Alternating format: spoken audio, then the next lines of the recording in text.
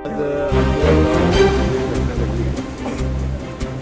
महापुराच्यामुळं गावच्या पिण्याच्या पाण्याचा बंद होता तो सुरू करण्यासाठी सरपंचाचे पती माजी जिल्हा परिषद सदस्य अशी गावातील प्रमुख मंडळी ही पाणी चालू करण्यासाठी जात होती आणि जाताना ट्रॅक्टरचा त्यांनी आसरा घेतला आणि ट्रॅक्टर हा उलटला आणि हे लोक हे ट्रॅक्टरमध्ये उड्या मारल्या गेले जीव वाचवण्यासाठी. त्यामध्ये एका सरपंचाच्या पत्नीचं नाव काय सुहास पाटील यांचं दुर्दैवी निधन झालेलं आहे.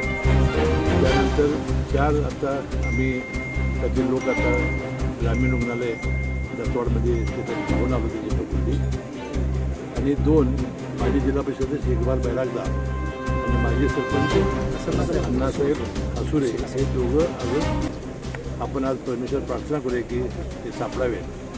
7 बोटी NDRFच्या NGOच्या आणि कर्नाटकच्या त्याचा शोध घेत आहेत. संध्याकाळपर्यंत मात्र शोध कार्यामध्ये तसे ते पट्टीचे पोहणारे होते.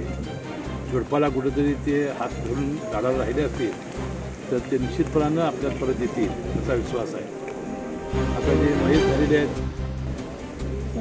सुहास पाटील यांना शासनाच्या वतीनं योग्य ते नुकसान आम्ही निश्चितपणाने देऊ आणि जे आजारी आहेत त्यांना एकाला मला वाटतं सिव्हिल हॉस्पिटल सांगलीमध्ये हलवण्यात आलेलं आहे आणि एकाला आता CPR कोल्हापूरला आम्ही हलवणार आहोत. दोघांची सगळ्यांची तब्येत उत्तम आहे.